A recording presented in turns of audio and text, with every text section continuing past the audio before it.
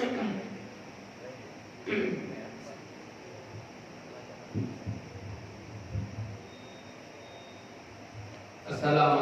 warahmatullahi wabarakatuh.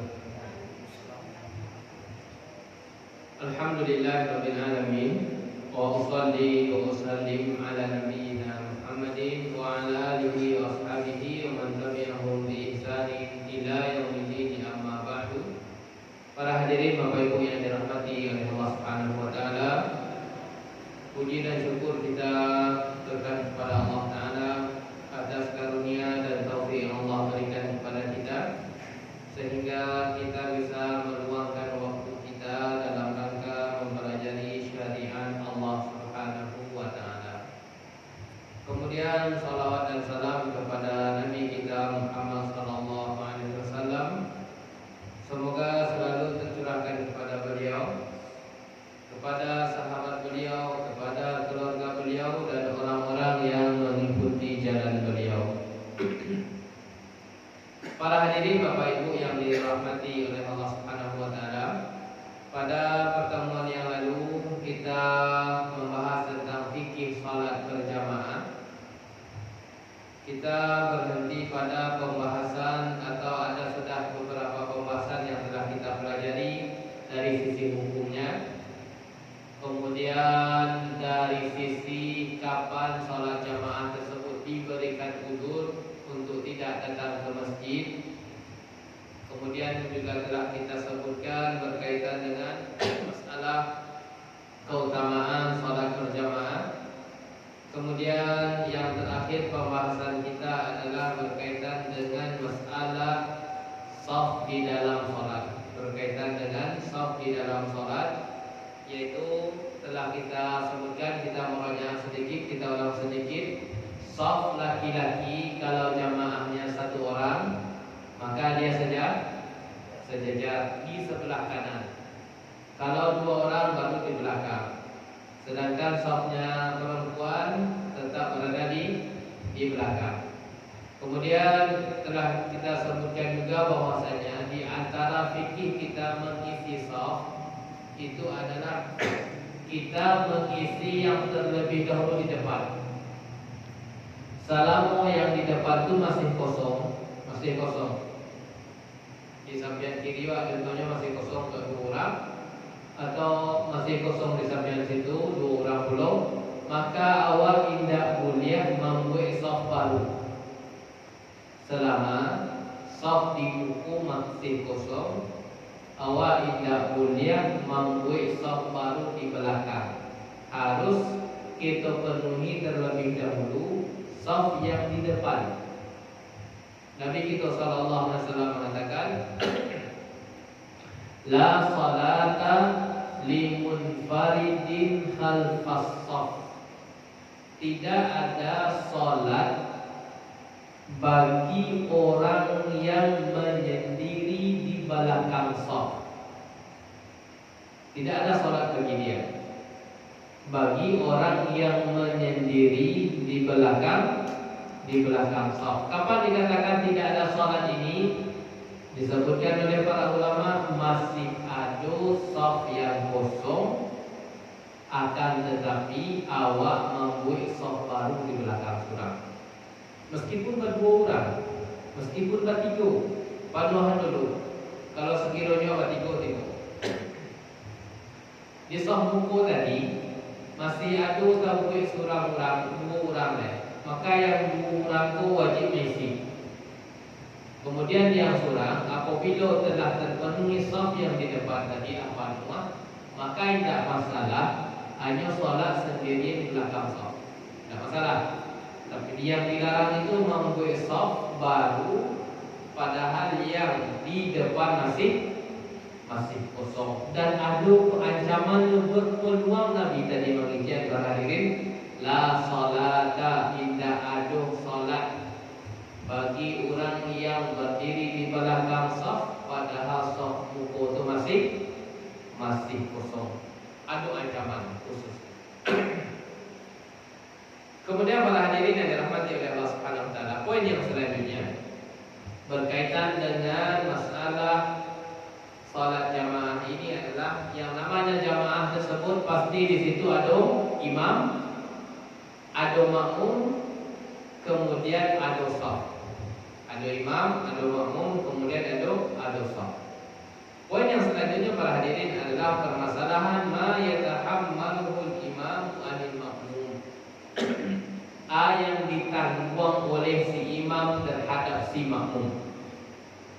Apa yang menjadi tanggungan imam di muka terhadap makmum yang ada di belakang. Kita jadi di dalam salat itu para hadirin ada yang namanya rukun, ada yang namanya wajib.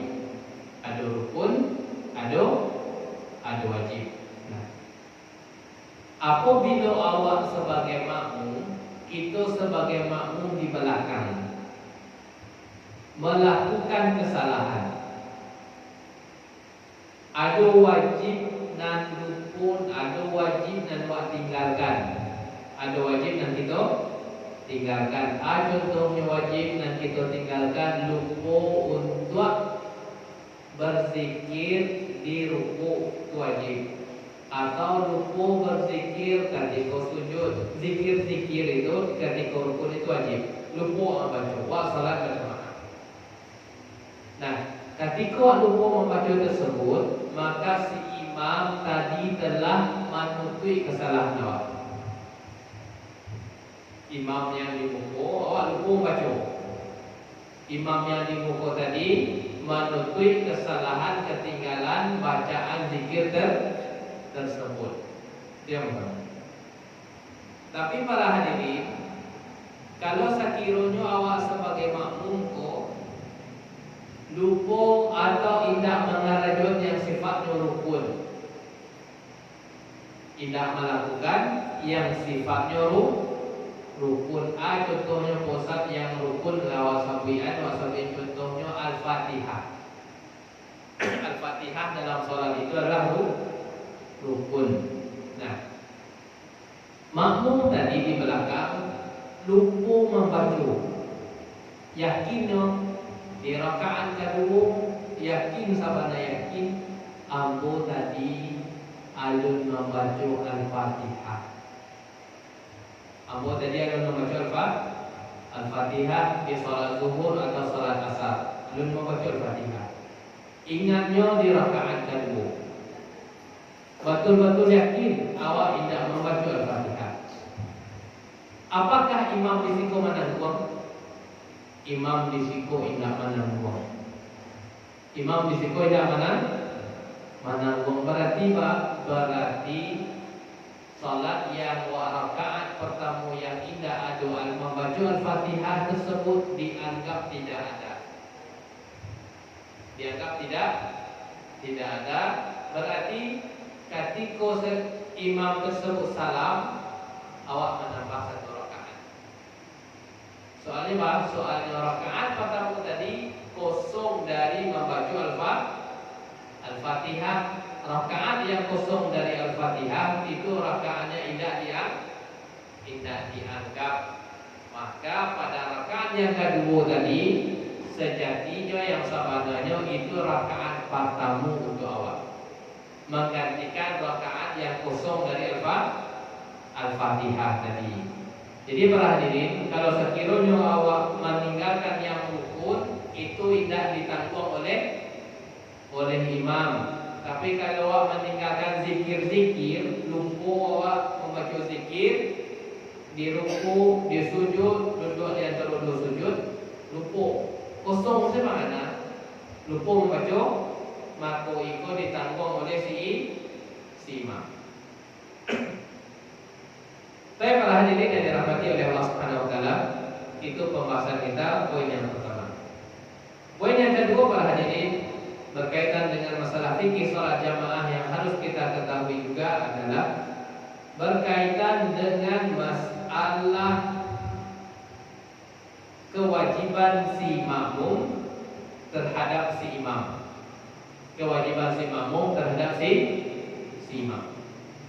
Para hadirin, ada ampe perbuatan si makmum, ampe model perbuatan si makmum terhadap si imam.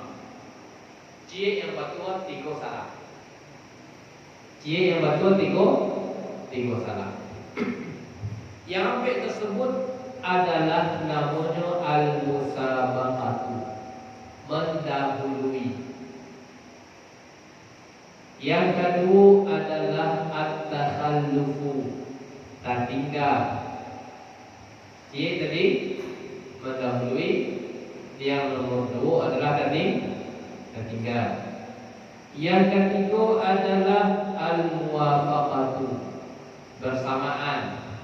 Bersamaan gerakannya bersama imam. Imam ruku' belum bersamaan. Yang keempat adalah al-mutaba'atu, mengikuti, mendahului, tertinggal, bersamaan, kemudian mengikuti. Nomor 1 sampai nomor 3 itu salah. Perbuatan si makmum yang salah. Berarti apa yang salah? Berarti mendahului imam salah, tertinggal dari imam salah, bersamaan dengan imam salah. Yang betul berarti tinggal cek. Apa yang betul? Mengikuti imam, itulah yang benar dan betul. Kita lihat para hadirin. Kita lihat rincian. Yang pertama adalah tadi mendahului, itu adalah perbuatan si makmum yang salah. Mungkin tak makmum mendahului imam? Tidak mungkin. Imam tersebut mengomandoi Allahu Akbar, dikatakan oleh si imam, maka si makmum baru Allahu Akbar. Kalau sekiranya si makmum melakukan suatu gerakan yang belum diaba-abakan oleh imam, maka ini perbuatan yang salah. Para hadirin, perbuatan yang salah itu para hadirin bisa berpotensi tidak sah sholat. Bisa berpotensi, berpeluang tidak sah sholat, berbahaya. Contohnya, makmum imam ketika mulai takbir Allahu Akbar, uji imam. Kalau mengikat Allahu Akbar, si makmum di belakang dah selesai. Imam alum selesai sampai akbar, barnya dah sampai, makmum di belakang lah selesai lah tuntas. Maka risiko solat si makmum tersebut tidak sah. Soalnya imam baru mulai, si makmum alah mulai lah dulu. Berarti dia solat sendirian, bukan solat berjamaah. Batal yang pertama, mendahului si imam di dalam bab takbiratul ihram, tidak boleh, batal solat. Hati-hati. Yang kedua para hadirin, yang bentuk batal solat lain adalah mendahului imam ketika salam. Mendahului imam ketika salam. Karena para hadirin, dua hal itu, permulaan solat itu ditandai dengan takbiratul ihram. Akhir dari solat kita ditandai dengan salam. Dua hal ini tidak boleh didahului imam. Kalau kita dahului imam, batal solat kita. Makmum lah salam. Si imam alun salam. Berpeluang batal solat si makmum kalau sekiranya dia sengaja dan dia tahu. Tapi para hadirin, kalau sekiranya dia tidak sengaja melakukan, biasanya di salat subuh bisa jadi ada kasus. Tangan dua si makmum salat, dikira si imam tadi dah salam, kemudian si makmum kok salam, assalamualaikum, assalamualaikum. Dicari orang bisa balang alus selesai salat. Maka dia mengerjakan di sini tanpa ada kesengajaan, maka dimaafkan. Dimaafkan. Jadi berbahaya mendahului imam dalam dua permasalahan. Mendahului imam dalam takbiratul ihram mendahului imam dalam salam itu yang pertama. Adapun selain takbiratul ihram dan selain salam, maka ini tidak membatalkan sholat. Selain takbiratul ihram, selain salam. Contohnya, imam ada berrukuk, imam belum rukuk ya, imam masih tegak. Imam baru kasih apa-apa, Allahu Akbar. Ternyata si makmum duluan ketimbang imam. Makmumnya telah rukuk, si imam belum sampai rukuk. Maka di sini adalah kekeliruan juga, akan tetapi tidak membatalkan sholat. Jadi yang membatalkan sholat, hati-hati di dua kondisi, di dalam takbiratul ihram, kemudian di dalam salam. Yang pertama. Yang kedua, perbuatan si makmum yang salah para hadirin yang harus kita waspadai sebagai kita sebagai makmum adalah jangan sampai ketinggalan. Kalau tadi imam alun bergerak, itu telah bergerak. Kalau ini imamlah bergerak, kita masih berada di tempat. Contohnya, yang berbahaya adalah berpotensi batal sholat kita itu kalau sekiranya kita telah ketinggalan satu rukun baru batal sholat. Contohnya, si imam masih berdiri, itu sebagai makmum talambi. Imam di dalam sholat rakaat pertama, itu sebagai makmum talambi tadi. Kemudian imam telah mengatakan aba-aba takbir Allahu Akbar untuk ruku. Akan tetapi kita sebagai makmum baru sampai mengatakan maliki yaumiddin. Awak sebagai makmum talam B baru membaca maliki yaumiddin. Imam kita telah ruku.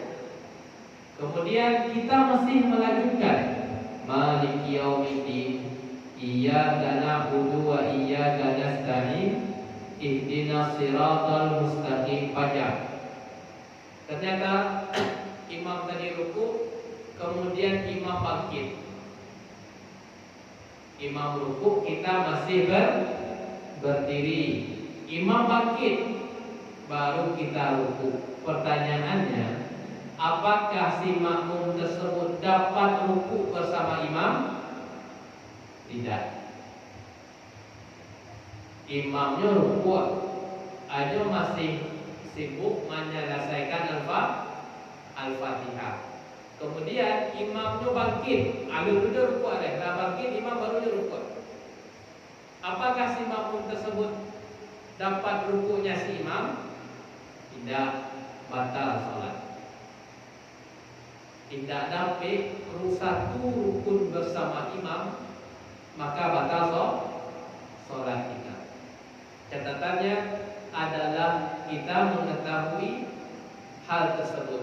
Tapi kalau sekiranya ada uzur para hadirin, lampu mati, tidak ketahuan, tidak terdengar suara imam ke belakang, entah imam itu tersebut entahlah ruku, entah halus masih di ruku. Kemudian ternyata imam tersebut telah sampai sujud. Para rukun tinggalkan sama imam satu, yaitu i'tidal. Maka di sini sholat kita tidak batal. Kenapa? Karena ada di situ uzur keringanan, kita tidak mendengar suara imam. Jadi yang kedua, hati-hati dengan talambe. Jangan sampai talambe satu rukun. Kalau sekiranya kita talambe tapi masih mendapatkan rukun imam, maka sholat kita tetap sah. Talambe tapi masih dapat rukun bersama imam. Contohkan, berdiri tadi, kemudian imam ruku, buat talambe sedikit. Sampai ruku imam, Allahu Akbar sampai. Kemudian si imam tagak. Berarti tarawih sedikit. Salat kita di sini sah. Kenapa? Karena kita mendapatkan rukun bersama imam. Itu model yang kedua yang salah. Tiga cie rukun. Yang ketiga para hadirin, yang ketiga adalah perbuatan yang salah bersamaan dengan imam. Kesalah pula. Imam ruku, makmum juga ruku. Jadi gerakan itu mereka sama-sama ruku, sama-sama bangkit, sama-sama sujud. Kemudian sama-sama salam dulu. Salam imam, si makmum juga salam minta. Maka ini adalah bersamaan antara gerakan imam dan makmum. Ini merupakan kesalahan kuat si makmum. Yang benarnya adalah cuma satu, mengikuti. Bagaimana? Duluan imam ruku, jatah tiga, kemudian langsung diikuti. Ketika imam ruku langsung diikuti, jangan tertinggal. Ketika imam sujud, Allahu Akbar, telah bergerak duluan si imam, baru diikuti oleh si makmum. Itu yang benar. Itu yang namanya al-mutaba'atu, yaitu mengikuti. Tugasnya si makmum adalah mengikuti. Beliau sallallahu alaihi wasallam mengatakan, innama ju'ilal imamu liyutamma bihi. Sesungguhnya imam itu dijadikan untuk diikuti. Fa idza raka'a farka'u. Kalian ruku kapan? Apabila si imam tersebut telah ruku. Ruku imam dulu, baru si makmum ruku. Saya berhadirin yang dirahmati oleh Allah Subhanahu wa taala. Itu kesimpulan berkaitan dengan gerakan si imam terhadap si makmum. Tiga yang salah, satu yang benar. Yang salah itu adalah kita ulang, mendahului, tertinggal satu rukun, kemudian bersamaan. Yang benar adalah satu, yaitu mengikuti. Ini para hadirin di dalam masalah gerakan sholat. Masalah gerakan sholat. Adapun sifat bacaan, kan sholat kita ini terdiri dari dua komposisi ini. Gerakan satu, ucapan satu. Gerakan tadi ruku, sujud, berdiri, salam, itu namanya gerakan sholat. Adapun dari sisi bacaan dalam sholat, maka tidak masalah bagi kita untuk mendahului imam di dalam bacaan. Kita membaca subhana rabbiyal azim, subhana rabbiyal azim, subhana rabbiyal azim, sudah selesai 3 kali. Imam kita masih 2 kali. Kedengaran sama kita sampai ke belakang karena kami tentunya. Maka ini tidak masalah. Atau kita mendahului imam dalam doa istiftah. Kita sudah selesai, imam kita masih menyelesaikan. Maka ini tidak masalah. Atau kita mendahului imam dalam Al-Fatihah, sholat zuhur, waladhdallin, amin. Si imam kita kedengaran suaranya baru ihdinas siratal mustaqim. Kita telah sampai waladhdallin. Kita dahului imam ini, iya kita dahului imam, tidak masalah. Catatannya apa? Hanya di dalam bacaan, tidak masalah. Atau kita telah selesai berlindung dari yang 4 di dalam akhir sholat kita. Apa itu berlindung dari yang 4? Berlindung dari fitnah kematian, fitnah kehidupan, fitnah dajjal, berlindung dari azab api neraka. Kita sudah selesai membacanya. Akan tetapi imam kita kedengaran baru mau membaca. Duluan kita membaca, ya duluan kita membaca, maka ini tidak masalah.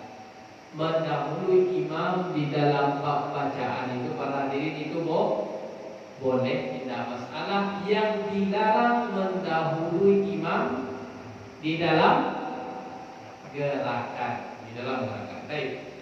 Semoga bisa kita pahami dan kita praktekkan. Baik para hadirin yang dirahmati oleh Allah Subhanahu wa taala. Alhamdulillah selesai kita berkaitan dengan masalah fikih salat jamaah. Selesai kita berkaitan dengan fikih salat jamaah, itu pembahasan yang terakhir tadi. Pembahasan kita selanjutnya para hadirin adalah bab berkaitan dengan masalah salat orang yang memiliki uzur. Bab salat orang yang memiliki uzur. Apa itu maksudnya? Ada uzur-uzur para hadirin di dalam syariat yang kita temui dan itu berpengaruh kepada pengerjaan salat. Ada kita memiliki uzur dan itu berpengaruh terhadap pengerjaan salat. Uzur yang pertama adalah uzur as-safaru, uzur safar. Apa itu safar itu Ustaz? Safar itu adalah awak melakukan perjalanan yang mana jarak tempuh tersebut kurang lebih 80 kilo. Kurang lebih 80 kilo, maka ini dihukumi kita telah melakukan safar. Contohnya yang jadi 80 Kapasaman atau safar, atau Kapakan Baru, atau ke Jambi, atau ke Jakarta itu jadi. Karena jarak tersebut jelas melebihi 80 kilometer. Orang yang melakukan perjalanan itu para hadirin yang melebihi batasan 80 km, maka dia dihukumi orang yang salat mendapatkan keringanan. Catatannya apa? Melakukan perjalanan di atas 80 kilo, dia mendapatkan keringanan di dalam bab salat. Apa bentuk keringanannya? Bentuk keringanannya dua. Apa itu keringanan yang pertama? Ini khusus di dalam safar, tidak ada yang lain, yaitu istilahnya adalah al-qasru, yaitu mengqasar salat. Apa maksudnya mengqasar salat? Telah kita ketahui bersama bahwasanya yang salat 4 rakaat dijadikan 2. Insyaallah telah kita ketahui. Berarti yang boleh dikasar dijadikan 2 adalah sifat salat yang jumlah rakaatnya 4 rakaat. Berarti zuhur, asar, kemudian isya. Nah, 3 salat itulah yang yang diperbolehkan untuk dipendek menjadi 2 asar. Baik. Keringanan yang kedua bagi orang yang musafir adalah boleh menjamak, boleh melakukan penggabungan 2 salat dalam sekali pengerjaan. Seperti apa yang boleh digabungkan? Yang boleh digabungkan adalah antara zuhur dengan asar, kemudian maghrib dengan isya, sedangkan subuh tidak boleh digabung. Itu para hadirin. Jadi keringanan orang yang safar ini boleh melakukan 2 hal. Kalau catatannya 80 km tadi adalah keringanan pertama kuliah dipendek sampai menjadi 2. Keringanan yang kedua kuliah dijamak 3 buah. Contohnya di waktu zuhur gini, salat zuhur awak kemudian awak karaituan sekaligus salat asar. Atau kita sekarang berada di waktu maghrib, boleh kita kerjakan sholat isya. Atau kita berada di waktu zuhur sekarang ini, waktu nian amu bikoselah sholat zuhur di waktu asar, insyaallah ringan berarti. Atau waktu ini di waktu maghrib, waktu dengan kata-kata waktu kita sampaikan amu bikoselah sholat maghrib di waktu isya. Oleh karenanya para hadirin, dapat kita simpulkan sebuah hikmahnya adalah sholat tersebut tidak pernah gugur. Baik awak dalam safar melakukan perjalanan atau awak berada sampai di rumah, tidak pernah gugur sholat itu. Panik mana awak rasulnya safar, tidak bisa diku setelah kuliah awak mengijen awak ini sadar waktu maghrib panik mana kuliah awak tapi keringanan biku setelah ambo akhirkan salat maghrib ambo di waktu isya. Masya Allah, tidak dituntut awak mengerjakan salat di waktu maghrib itu. Atau awak sadar dalam kondisi yang sangat genting safar di waktu zuhur, mungkin kalau ambo sholat di perjalanan waktu zuhur tidak akan mungkin. Soalnya di waktu asar sampai maghrib tadi itu biasanya jalan tersebut tidak ada masjid, ribu, tidak ada masjid, tidak ada sampai wudhu, macam-macam. Kalau turun di situ khawatir kan dirampoknya di orang. Tidak masalah, awak mau capai waktu asar itu kerjakan di waktu zuhur. Keringanan yang diberikan oleh syariat khusus di dalam sholat. Beda dengan bab lain para hadirin. Kalau bab yang lain di dalam puasa, awak melakukan perjalanan di dalam puasa, boleh awak tidak puasa, tapi diganti boleh tidak puasa makan awak ganti ke safar tidak masalah, tapi diganti. Tapi kalau untuk sholat tidak bisa awak mengijen biku silah mengganti sholat ambu selama safar kamu tidak sembahyang.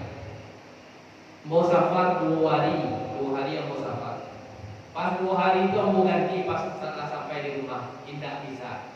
Tidak bisa. Tetap kerjakan sholat meskipun dalam kondisi safar tadi. Itu gambaran umumnya. Kemudian kita lanjut para hadirin. Pembahasan yang pertama adalah kapan diperbolehkan bagi kita untuk mengqasar salat. Bila kuliah bagi awak untuk mengqasar salat, bila kuliahnya?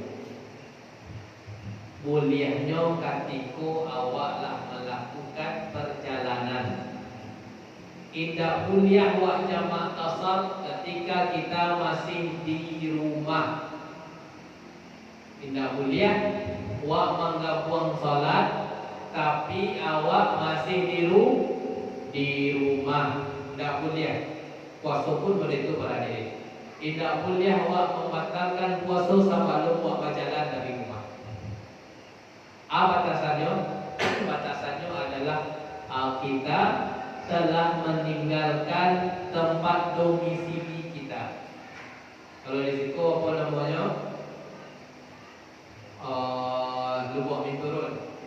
Kalau tinggalkan lah sampai di bypass baru kuliah.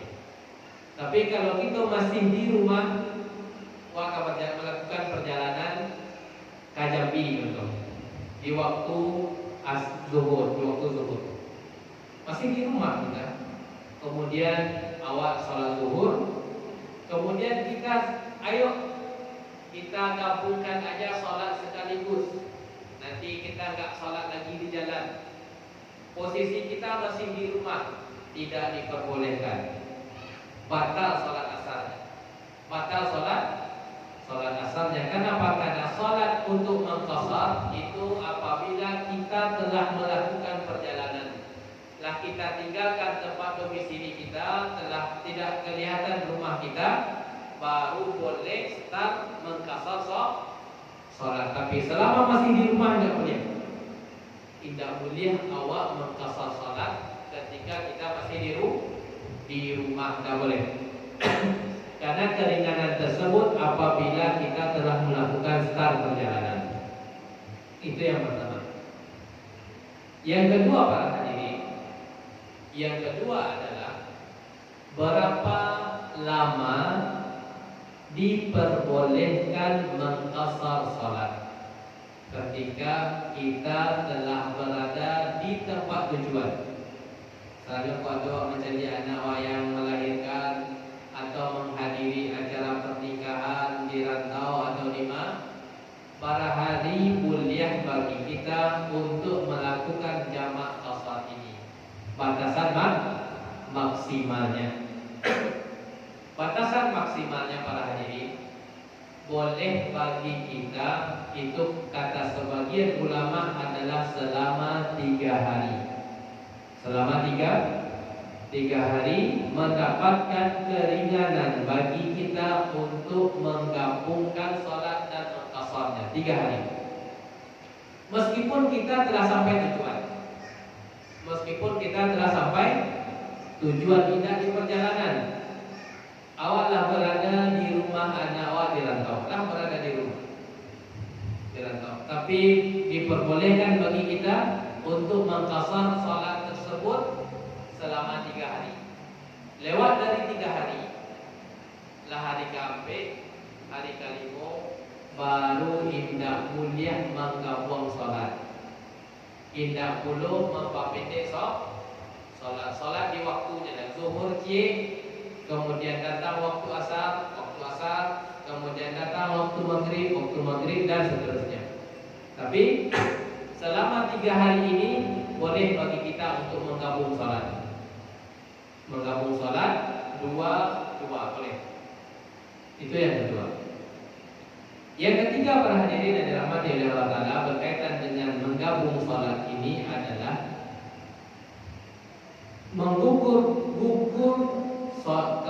gugur yang namanya 2 rakaat tidak bisa kita pertahankan 2 rakaat.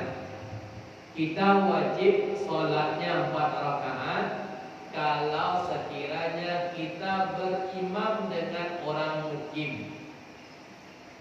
Imam waktu musaji, kau merantau, sampai rantau selama 2 hari. Kemudian selama 2 hari itu kan masih ada keringanan untuk mengqasar, masih ada keringanan untuk menjamak. Di salat zuhur kita mengikuti imam. Masuk kita ke masjid dan ikut bersama imam. Kita terlambat. Kita telatnya 3 rakaat. Kita mendapatkan 1 rakaat, yaitu rakaat terakhir kita dapatkan.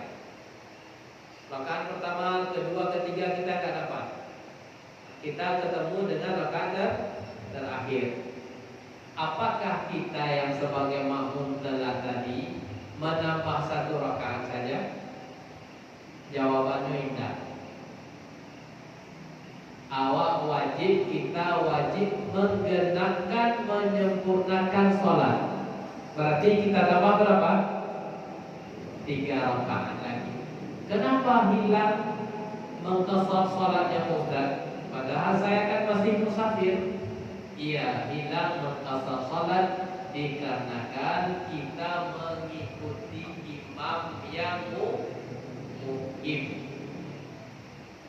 Kalau sekiranya kita mengikuti imam yang mukim, domisili situ dia, maka bagi kita si makmum tidak diperbolehkan untuk mengqasar salat.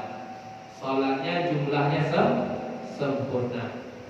Jadi kalau sekiranya kita mengikuti salat zuhur tadi yang kita ketinggalan, atau kita ketinggalan dari awal, kita tidak boleh berhenti pada rakaat kedua.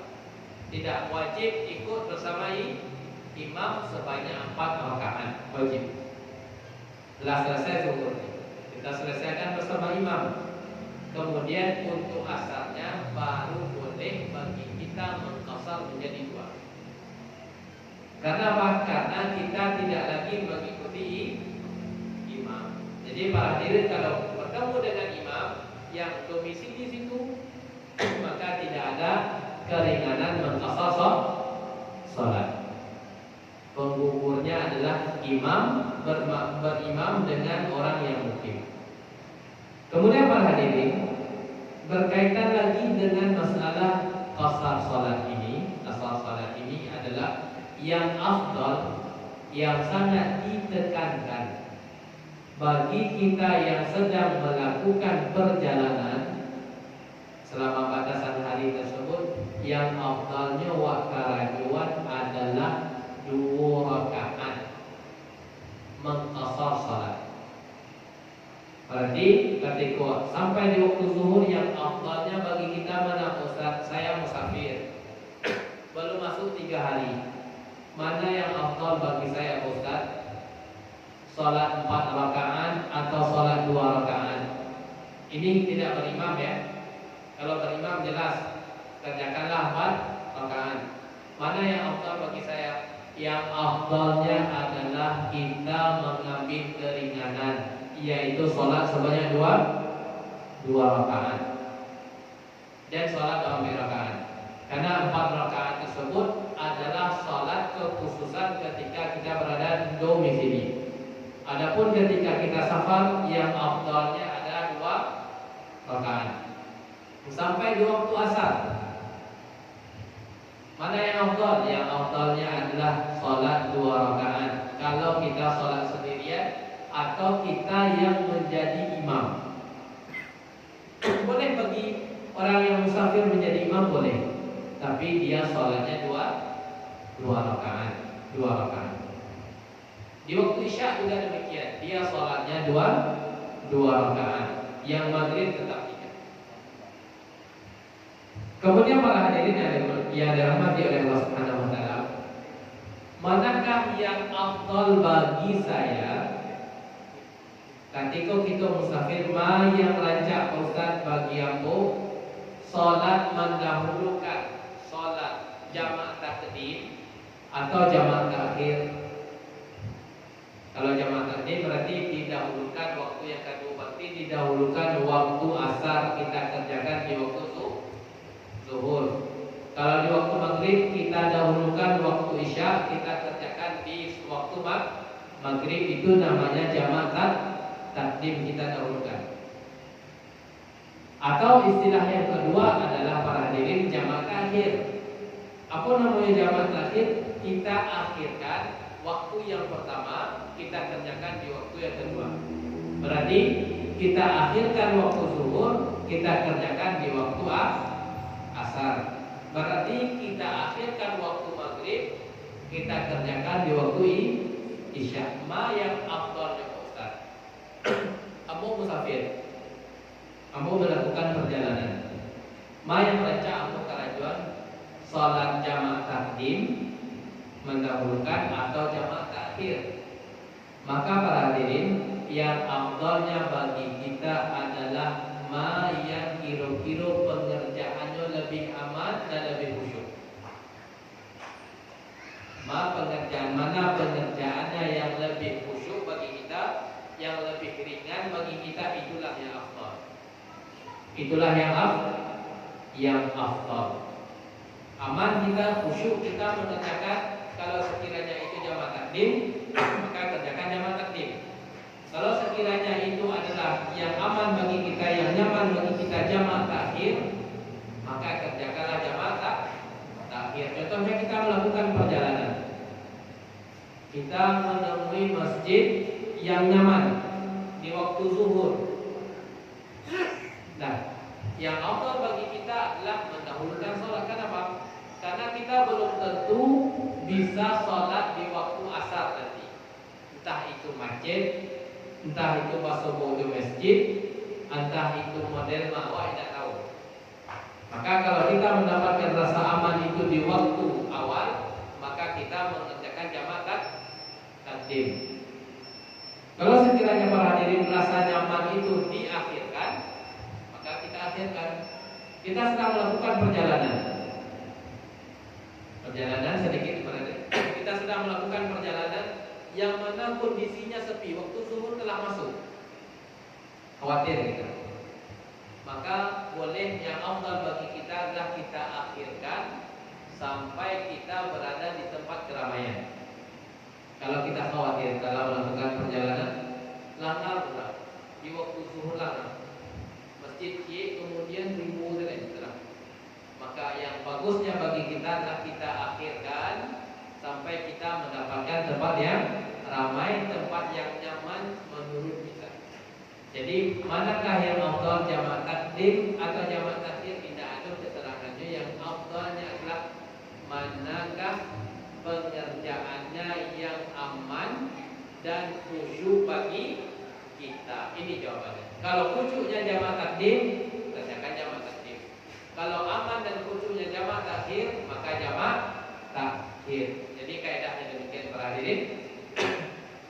Para hadirin yang dirahmati oleh Allah Subhanahu wa taala, kita cukupkan sampai di sini dulu berkaitan dengan masalah fikih salat jamaah dan qasar.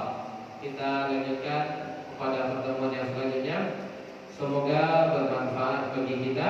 Kalau ada kata-kata yang bukan pada tempatnya, kami mohon maaf. Wabillahi taufiq wal hidayah.